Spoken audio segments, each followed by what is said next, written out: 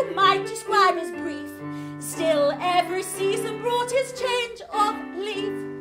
She'd stare if she could come to town. Oh, what would Mother Eve make of my new Parisian gown? When I take my morning promenade, it's quite a fashion card on the promenade. No, I don't mind nice boys staring hard if it satisfies their desire. Do you think my dress is a little bit, just a little bit, but not too much of it? Though it shows my shape just a little bit, that's the little bit the boys admire.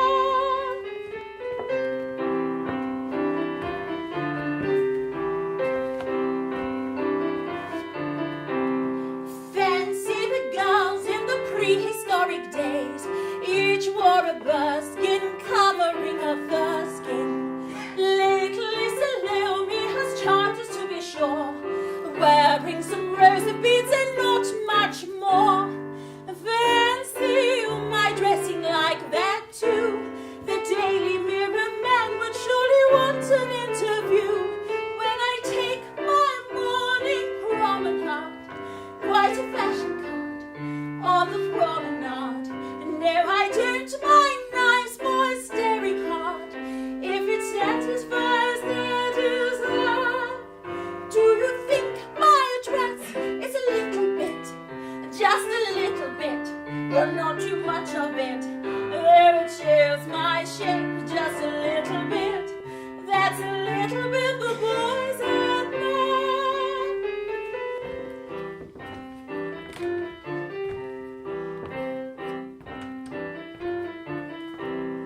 I've heard my grandmother wore the crinoline.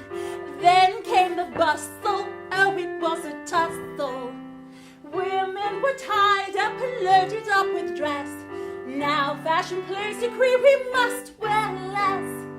Each year our costume grows more brief.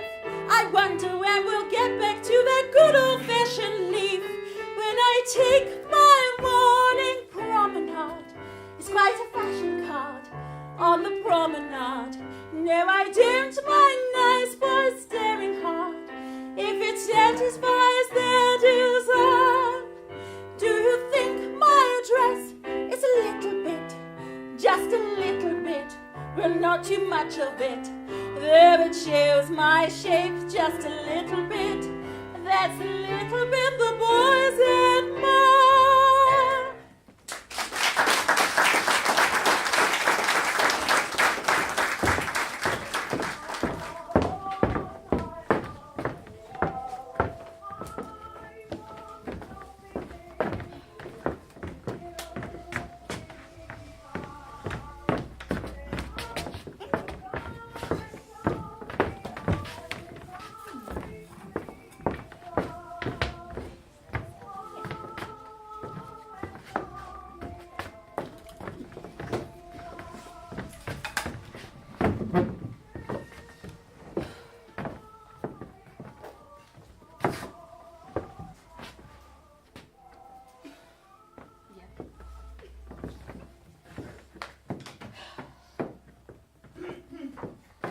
Is everybody assembled?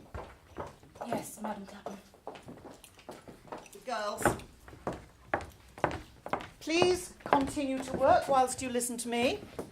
So, for the benefit of you new girls here, my name is Emily Clapham, but you will address me as Madam Clapham, which clarifies our standing in society. We started by picking up pins from the floor at Marshall and Snellgrove in Scarborough. We studied style in London and Paris, and we became an expert in haute couture. We brought our expertise to Kingston Square in Kingston upon Hull. And now we have over 200 seamstresses. We have a keen eye for fashion and colour. We studied the latest fabrics and designs from London and Paris fashion houses. Perhaps our secret has been that we purchase examples from Frémaux, Hartnell, Molyneux, Worth. We take a sleeve from one, a bodice from another, the perfect hemlines to match, etc., etc. For myself, we wear silk, black or grey, always. We wear a long dress, always. We wear our hair curled, just so, always. We are polite but firm with our clients, and a strict disciplinarian in the workroom, always. Just think of it. Crown Princess Maud of Norway speaks of our dressmaking as divine. Sir Osbert Sitwell's mother owns Clapham Gowns. And you girls out there, you are privileged to work for us. My mum says that working here means that you're getting on in the world. Bollocks. Mrs. C is one in a long line of blooming slave drivers. That man on top of the pillar, over by the dock offices, William What's-his-face, he'd be after her for slave labour if he was here today. Stop your talking. You'll go blind sewing in this light and freeze to death working in this cold. Oh, you're beginning to sound like one of those suffragettes. Hey, you! Take those pins out your mouth. You'll likely stab your tonsils at this rate. Suffragette? Oh, I want to get off to Canada when I can. All those men in the outback looking for brides to share their life with. Did I hear someone mention suffragettes? There will be none of that sort in here, young ladies. Jumping in front of horses and setting fire to post boxes and threatening society with their No, Madam Clapham, nothing of the sort. Molly was just saying she was suffering from a cold. No, she wasn't. Hey, our Mabel, what's up, love? You know, you look like you're sewing on sorrow. You know that, Mabel, she's built like a whippet shin. Keep quiet, young Annie. Know your place. Watch your lip. Mrs. Wright, did I hear you refer to that young girl as slight? Yes, Madam Clapham, I said that Mabel was a slight girl. Ah, she'll do for Princess Maud of Norway. Yes, her slender frame will shape the mannequin. This will speed things along nicely. Yes. What does that advert say? Ah, yes. The thin are supplied with adequate curves and a graceful symmetry is imparted to the stout. Oh, and what about me? Mrs. Wright, in years and line, there is more of you than I need. No, I prefer the young girls out where the clients are, and you very much in the background, thank you. Last Friday, I went out to water to meet with Lady Nunburnham, and because I am close, I helped the Dowager to dress. Just listen to this notebook. First, thick, long-legged, long-sleeved woolen combinations. Over them, white cotton combinations with buttons and frills aplenty. Then, the suspenders, bony grey stays, body hugging. Then, hide them with black woolen stockings. Then, white cotton drawers with buttons and frills. And then, a white cotton petticoat with embroidery, buttons and frills. A rather short white flannel petticoat. A long alpaca petticoat with a frill around the bottom. A pink flannel blouse. High starched white collar fastened on with studs. A navy blue tie. And then the blur skirt touching the ground, fastened tightly to the blouse with a safety pin behind. A leather belt, very tight. Oh, and then the high button boots, etc., etc. Oh, blooming heck. By the time you get that lot on, it'll be time to get ready for bed. I bet you was real proud, Mrs. Clapham. Edgar, you have many skills. However, conjugation of the past tense of the verb to be is not one of them. I was, you were, he, she, it was. We were, you were, and they were. And we are Madam Clapham to everyone but our husband. Yes, it was an honour. They were going to the races at York and they had to be ready. Just think, this is our annual shop window. Well, it's Beverley, of course, for the gentry of the East Riding. Oh, see, she's speaking to us like a bloody public meeting. You. Yes, you. That stitching is irregular.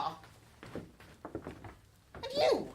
Clean your fingernails. Ew. Working with dresses demands cleanliness. Are you the one who used to be a milkmaid in Kilkenny? Yes, I thought so. That explains the hands. Beautiful hands. Mrs. Wright, I rely on you to ensure that standards are kept. I do like green hair, Madam Clapham. You? Crawler? You're from Ezel Road. No one from Ezel Road goes with green. It's bad luck for fishermen. Green? It's the colour of money. I want to get on in the world. Yeah? Well, I want to live in a fair one. What's that, Miss Collins? He just said that it's beautiful, is that, Madam Clapham? And Annie said she'd love to wear it. Wear it? You can't work in it, and you can't dance in it. I don't even know what it's for. What is this dress for? What is this dress for? What is this dress for? What Annie Collins meant to say was... I heard her perfectly well. She has a voice like a foghorn. Most unladylike. Society women must be an asset to their husbands. Kings, princes, dukes, captains of industry, members of His Majesty's armed forces. What is this dress for? First, there are the clothes for breakfast. Then, on a Sunday, change for church at 11. Change again for luncheon at 1:30. And again for an afternoon stroll at 3, wearing light or warm according to the season. Then, change for tea at 5. And again for the dinner gong at 8. Women in long trailing gowns and men in white tie and tails, etc., etc. Just think of the time it takes to be a lady, the dedication to society, the hours spent pinning pins and doing up buttons. Oh, and silk taffeta petticoats, keeping full skirts stiff with that teasing whisper of sand. Brushing mud off their plans. All them scandals, princes cavorting and cheating at backgammon. Annie Collins, watch your lip. Let me make things plain. There will be none of that suffragette nonsense chez nous. Women do not jump in front of horses, or bomb railway stations, or set fire to portraits in the galleries. Women are destined to serve their men. And Madam Clapham's is there to ensure that the highest standards of dress and decorum are met and maintained. We're installing the pneumatic tubes, Madam Clapham. Can I show you how they work? Oh, yes, of course, Edgar, of course. Fecking crawler. No, you just don't care, do you? Your ma must pay a woman a shilling to do all your worrying for you. I say out with the old and in with the new, and that means them that nosy their way around the world. You should know your place. Madam Clapham is a pillar of society. You all lot run around with hammers in the bags and jump over horses. Worst of all, your old man's never had a day's work. Always out on strike. Where is the tea? Lady Burnham is parched, and so are we. Madam Clapham, the girls were asking, on account of it being, well, the girls were asking, can the girls leave early today to get ready to go to the coast? Oh, very well. But haven't you heard? They're cancelling all the trains and getting ready to send them to the front. We're going to be at war with Germany. Oh, it'll all be over by Christmas, I expect. Just a flurry and then we can be back to business as usual. Huh. Yes, just think. War declared right in the middle of a tennis tournament. Mind you, think of all those dress uniforms. Yeah, business as usual. I'm off to bridge come what may, even if I have to get on a bike and give Molly a croggy, etc., etc. Edgar, keep it in your trousers, and girls, please remember to keep your mystery.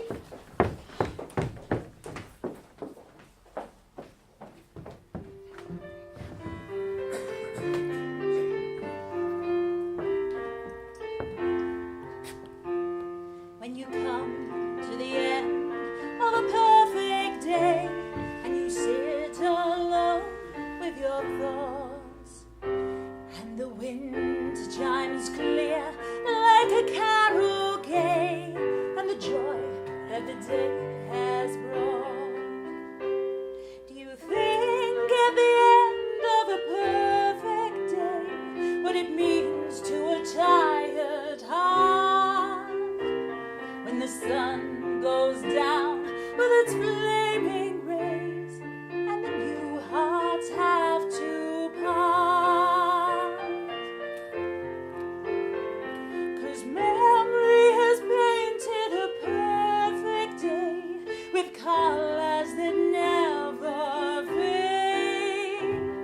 When you come to the end of a perfect day and the soul of a friend you've made.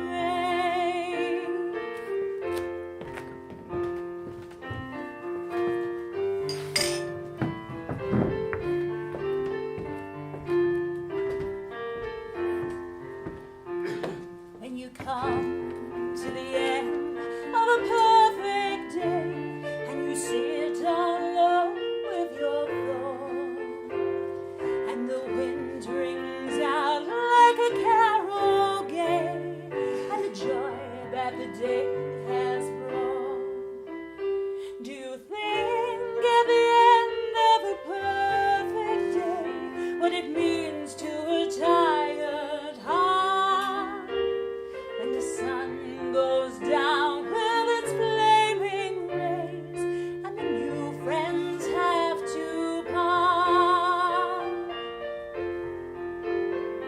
'Cause memory has painted a perfect day with colors that never fade.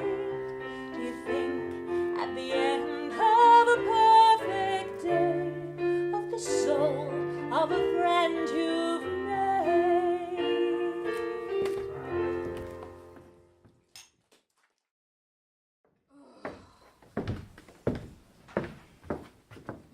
Better?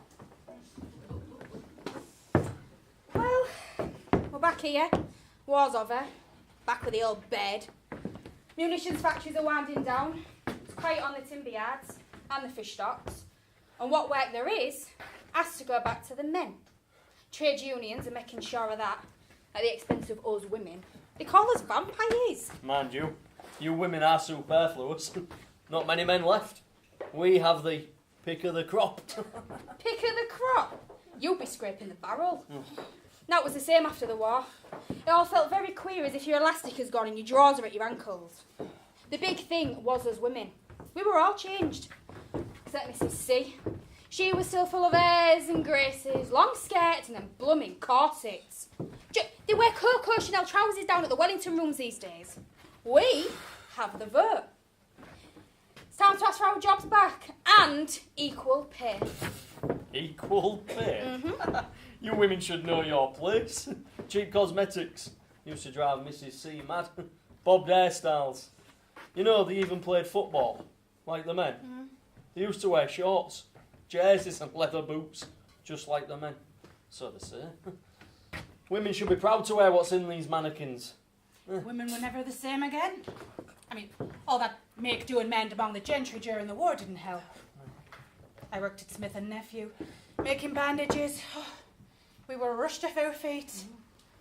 Couldn't stand the thought of all that blood. No, I'm glad to be back here. So in petticoats, yeah, so Similar fabric, like, but for ladies. Rubbish. This place will shut. Women are playing sports. The tops Annie. are driving cars. There's no use in this long stuff anymore. What do you know? I said, what do you know, Miss Annie Collins? You should know your place. You should have sewn up your lip long ago. You snivelling fecking crawler. Madam C's dummy. A waste of skin. Girls, Oh. girls, I have some good news. Edgar Thornton, Mr. Thornton from now on, he's passed his exams and he is going to be taking over the costings. From now on, he will be checking on the way we do things. Well done, Edgar. I trust that we all will respect the onerous task that we have set him. We have a room full of empty mannequins. Edgar being one of them. Factory inspectors crawling all over us, checking the age of the girls. Then it's 3/4 time and then half time some days. I mean, money. All these dresses is just money for old Hope. Oh. Edgar, how do you measure decline? Because this is just like the fish stocks with them U-boats. And the timber yards with the Zeps. Dead. I know it might be strange, but it is Mr. Thornton now. And there'll be shorter hours and less girls if we're not careful. Mark my words. Things had to change. There was no toffs to buy this stuff, and us girls with less hours, with no warning. Instead, we get Kaiser Thornton thinking he's God's gift.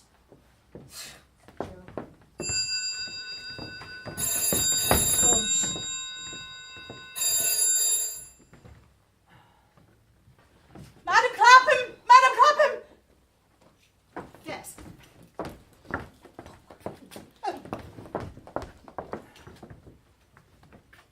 Hello. The factory inspector's here already. We weren't expecting him till tomorrow.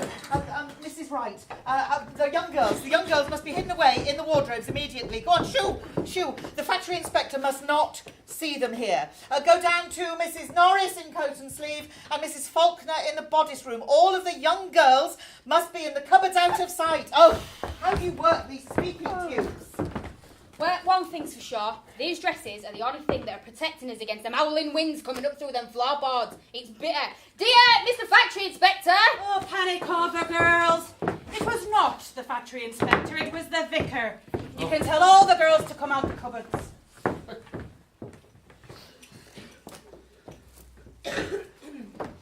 Well, that was a moment, wasn't it? What is going on here?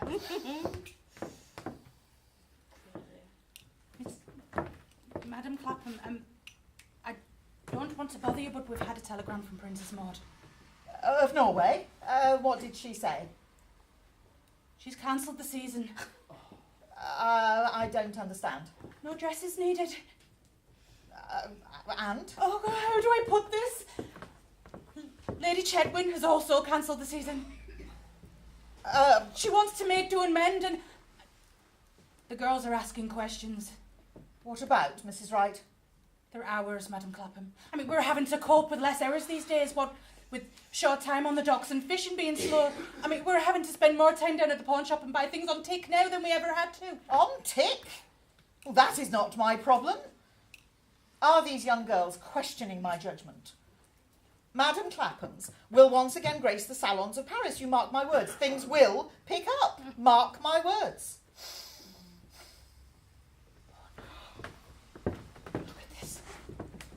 Name's been so busy listening to me going on, she's pricked her finger. It's all down the gown, Lady Number will be here any minute. Is something the matter, Mrs. Wright?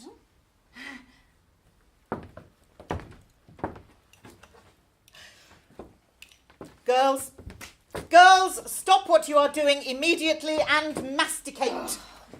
I said chew. Chew the cotton pieces to a fine paste and apply them to the garment to absorb the blood. Oh. Well, that ain't blue blood from me. Will you just concentrate on your mastication before Madam has you out of here faster than a whiz-bang? Stop! It's all taken care of, Madam Clapham. Well, where was I? Ah, yes. That tempest from the steppe has hit Paris. Revolution is in the air. What revolution, Mrs. C? Will you please address me by my proper name? What are these dresses for, Mrs. C? Miss Collins, you will continue to address me as Madam Clapham. What are these dresses for? I'll give you 4. Mrs. Wright, you have lost control of the sewing room. It has become a coven for the shrieking sisterhood. I mean, look here. A sash for that infernal campaign, Votes for Women. Women are well represented by their husbands, their fathers, and their brothers. There is no need for hammers in your handbags. I blame bifurcated garments. Yes, pantaloons for all this nonsense. Put a woman in an overall and it goes to her head. Etc., etc. And you, Mrs. C, you're all about making it to the top of the pile on the back of them young girls who can sew a stitch or two. You know, the ones you shoo into the cupboard when the factory inspector comes knocking to see how you can ram a pint into a Jill pot, having us all sewing in the same conditions as trawling up by Iceland. But there is one thing that is bigger than your head, and that is what you set your stall by. Fashion. What do you mean, young woman? I mean that all them long dresses are gone. Long gone. Just like the antique dynasties that were swept away during the war. Good bloody riddance, I say. Hey, don't you be talking like that. Look at all those dresses in the fitting room. They're beautiful. You and your bloody dresses and mannequins, they're all empty. I should have known.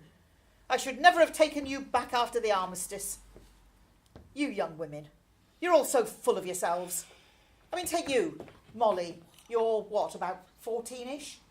Healthy-ish? Clumsy-ish? Perfectly normal. And you? And you? And you? All perfectly normal. And then we have you, Annie Collins, all about socialism and atheism and birth control-ism. I'm saying, Mrs. C, that women have changed and you haven't. Dresses aren't long anymore. They're short like your temper. We have no need of temper. We own these workshops. We built them. And we brought with us clients that are the envy of Paris and London. Oh, I have no time for this tittle-tattle. Get back to work, girls, immediately. Mrs. Wright, can I see you for a moment, please? You heard, Madam Clapham. Back to work, girls. There's costings to be done. You have gone far too far this time, Annie Collins. You have no idea. Enid, she does with us what she pleases. There ain't enough work. We come here and then we have to go home again. That is not Madam Clapham's fault. And it ain't ours. Fashion has changed and Mrs. C refuses to. And we pay the price and take the bloody blame. You just don't care, do you? I mean, you're cavalier about your job and your penniless family. Oh, you fecker, Enid. Don't forget you're from Ezel Road, not Kerkeller. Oh, if you're so clever, have a go yourself. Have a go myself. That's what women were doing all through the war. So why should we just go back to being meek and mild? Why? Because the men fought for us. And we owe them homes for heroes, yeah. Homes for heroes? Yeah. That was before the war. Now things have changed and us women are the biggest winners. Will you just stop this carry on? It's sounding like the fish stocks in here these days. I said, why should us women show up and be quiet? What do you think the factory inspector is here for? Because we have to work in conditions that we shouldn't have to. That is why. Young woman. Or should I call you sir? Is that what you want? Do you want work or don't you? Huh? Your shoddy workmanship has been pointed out to us by Mr. Thornton. His costings indicate that you are a slacker and a bad example to the rest of us. Mrs. Wright, it seems to me that as a nation we have lost our moral compass. I mean, there you are, all you young girls leaving here in your unsuitable attire, smoking cigarettes, visiting public houses, cavorting with men. I mean, take you, Mabel. You're nothing more than a young skivvy. Oh, there you go, changing the subject. Mabel won't say boo to a goose. Yeah, she might like men, we all do. And yeah, she might be courting, but she ain't traffic, Mrs. C. Traffic? We need to turn the clock back, yeah? What? Turn the clock back, give him the vote, curtsy to all men, Catesy to Thornton? You've got to be kidding.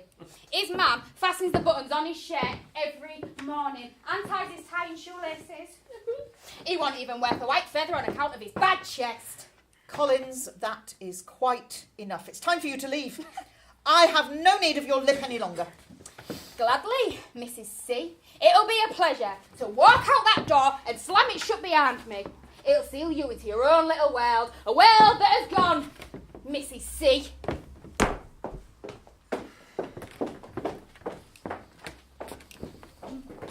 So sorry, Madam Clapham. Annie's had a turn. She'll be all right in the morning. No. I mean, we make dresses for ladies in here, Madam Clapham, and all these girls aspire to be Over ladies. my dead body. Annie Collins will not darken these gates ever again. She is not one of us. But, Madam no. Clapham... I know that these mannequins will carry the aspirations of more young ladies than ever. Fashion is cyclical, like the seasons. Dainty corsets, pleated Georgette dresses, they will be back. Men will once again buy beautiful gowns for their ladyfolk. And Madam Clapham's will be there to ensure that these standards of dress and decorum are met and maintained. We will grace the salons of Paris and London once again. You mark my words. And as for Annie Collins, she will end up at the gates, just like her trade unionist bedfellows down at the docks. Lack of work will soon shut them up. I have the costings, Madam Clapham. I have the costings. Ah, excellent, Mr. Thornton. Let's see the men taking the lead again.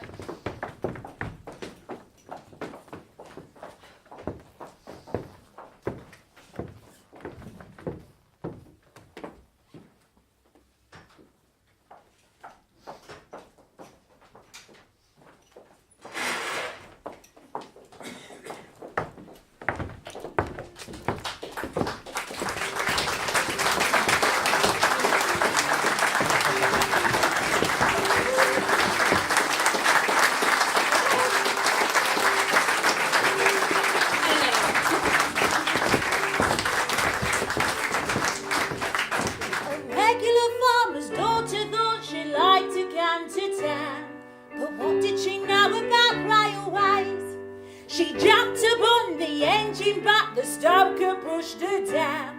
But what did she know about railways? The guard came up and spoke to her as she stood sobbing there. He asked her if she had a ticket, she answered with a stare. Said you can't go up to town until you paid your fare. But what did she know about railways?